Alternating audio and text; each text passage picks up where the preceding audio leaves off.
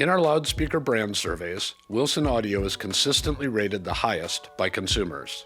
This is not an accident in my view, as the company has a long history of excellence, is supported by one of the best dealer networks in the world, and continues to improve its products at a steady pace. Wilson has carved out this position in part by exploring the state of the art with speakers like the WAMM Master Chronosonic, 890,000 per pair, and the XVX Chronosonic, 349,000 per pair, which is Robert Harley's reference speaker.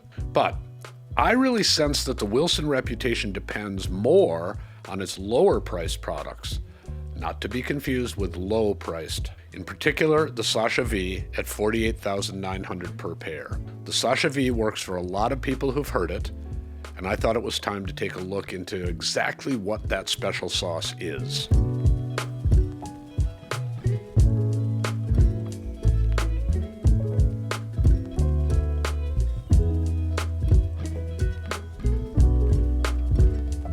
The Sasha V is a medium-sized floor-standing speaker at 45 inches tall and 24 inches deep.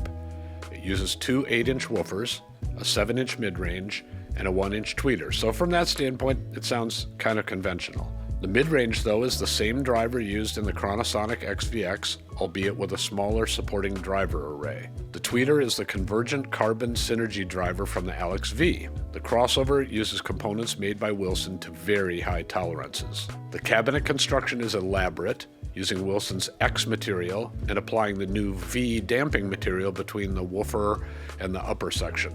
Each speaker weighs 245 pounds. The upper section has adjustable angle hardware to allow time alignment for specific speaker and listener positioning. The base is a ported system.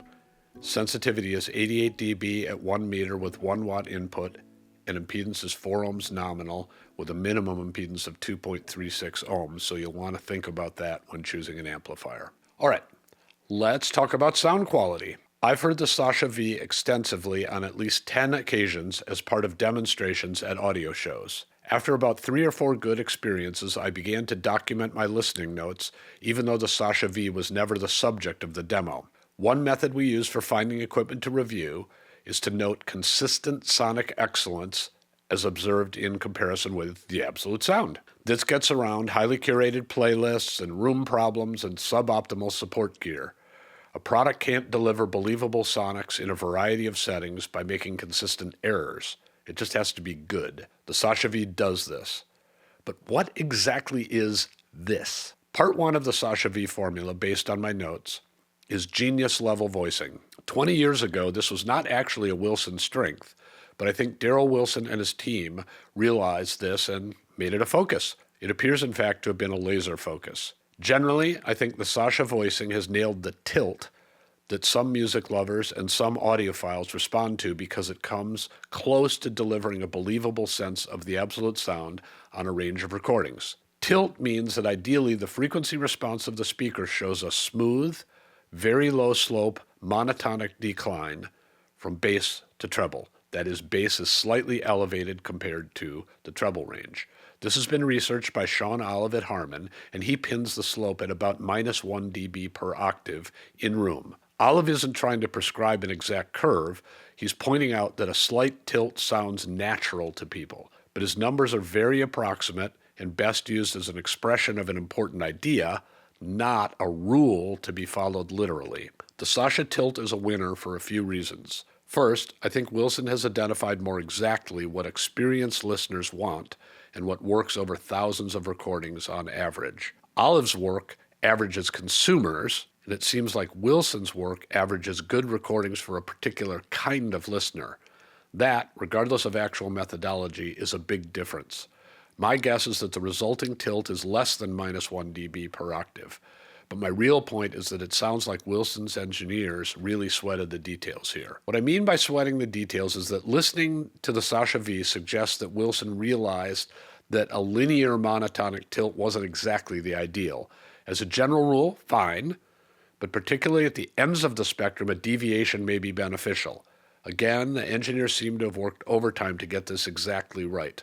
The result is that the Sasha V sounds believable on a wider range of good recordings than most high-end speakers. I haven't heard the Sasha in a familiar environment enough to really quantify this, but it seems like the recipe might be something like a small low to mid bass bump of around 1 dB, enough to sound detailed and balanced when married with typical domestic room modes, and not enough to be explicitly noticeable. This, and a tiny Gundry dip in the 2 to 4K region of perhaps a half a dB, are provided roughly by the tilt, but I think Wilson dialed in the exact tone curve as if their lives depended on it. Recent experience also suggests that Wilson may be ending the tilt in the treble region, above which the speaker sounds relatively flat. Maybe this compensates for increasing directivity that is inevitable with almost any practical tweeter. Whatever the reasons, there's something right about the organic sound of the Sasha if your point of comparison is the absolute sound. This rightness is reminiscent of technologies that work on phase and timing and low compression, not just frequency response. Sometimes what sounds like a lift or a dip is really because of other factors. We sometimes think, for example, that smooth treble is slightly rolled off, but I've measured many speakers with slightly rising treble that sound very smooth, possibly because of their radiation patterns, distortion levels, phase response, and dynamic range. It's hard to put all such data together, so I share how the results shake out in my observations in language most listeners prefer. You should be able to compare your preferences with these observations. I thought it would be good to get TAST reviewer Alan Taffel's thoughts too, so I called him. I asked what thoughts he had since his review of the Sasha V in the Absolute Sound magazine, and also because he uses the Sasha as his reference speaker, and reviewers inevitably learn, when that's the case, after the review period. He said that, first of all, you have to understand Wilson's focus on time alignment with a specific speaker-listener arrangement is a material thing. Alan reiterated what he said in his review. If you're one of those people who don't believe that time alignment, let alone the degree of specificity offered by the Sasha, is sonically significant, I'd encourage you to attend a demo at a Wilson dealer or an audio show. There, a representative can do for you what Peter McGrath did for me in my home during the setup of the Sasha V. After we got the speaker dialed in and sounding exemplary, Peter changed the upper module alignment setting by a single click, a tiny fraction of an inch. Immediately, all the magic we had taken pains and hours to achieve, the precise imaging, the tonal balance, the dynamic nuance, just collapsed.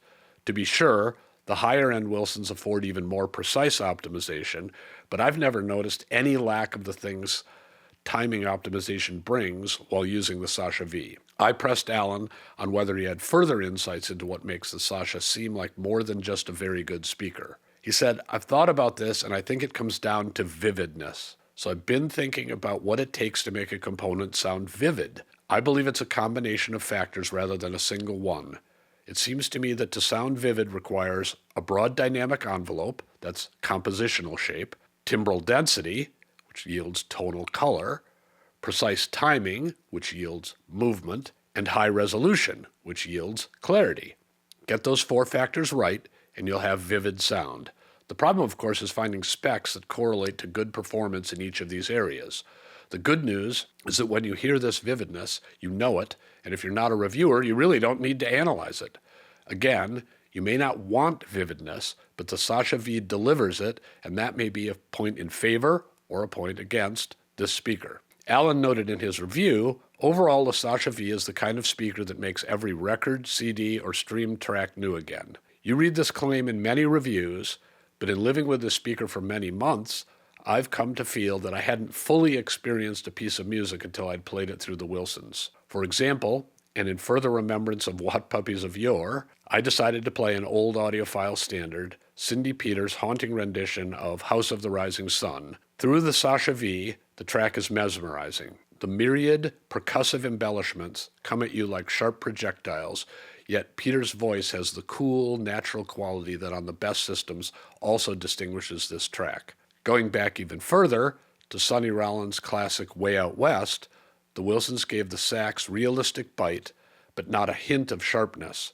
Dynamics floored me. Meanwhile, the acoustic bass was clean and spot-on pitch-wise, while the instrument's mass and chestiness came through with uncommon clarity. Through the Sasha V, rhythms are driving and infectious. Radiohead's Reckoner, for example, is explosive. Yet nothing gets jumbled and the speaker never sounds confused. No doubt this is because percussive elements are exactly where they belong in time. The one limitation Alan brings up is in the realm of imaging. Lateral imaging and the portrayal of depth are exemplary, but the height of images is slightly diminished in comparison with the best speakers. This would seem a possible reason for the existence of the Alexia V or the Alex V or even the XVX Chronosonic, in addition to their suitability for large rooms. Although I've heard the Sasha in domestically large rooms, and it does its thing there at levels I would consider near the edge of sane. All right, let me summarize. Alan's experience and my related experience with the Sashas suggests that this combination of artfully calibrated voicing, together with excellent vividness, amounts to a near magical formula for lovers of the absolute sound and lovers of musical exploration. I think the formula moves toward crossing a believability threshold that makes music the focus of listening rather than the equipment. That sounds like a nice idea, but we often don't realize how much gear is far enough from the threshold that we're drawn to focus on the sound. Speakers that help move the focus back toward the music in an engaging way are what many of us want. The Wilson Sasha V strikes a balance here that is rare. Both audiophiles and music lovers are the beneficiaries. I hope you've enjoyed this update of the Absolute Sounds coverage of the Wilson Sasha V. Please check in the description for links to our other publications. Thanks for watching, and we hope to see you again soon.